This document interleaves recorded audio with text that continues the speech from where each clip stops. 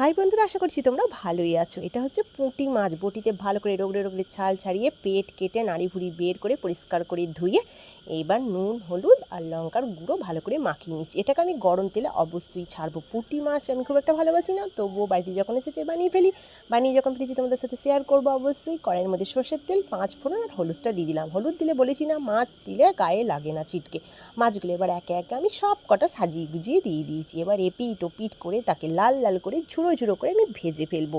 সেই মাছ ভাজাটা আমার হয়েই গেছে দেখেছো। এরপর ওই তেলের মধ্যে সিদ্ধ করা আলু, হলুদ আর পরিমাণ মতো নুন অবশ্যই দেবো।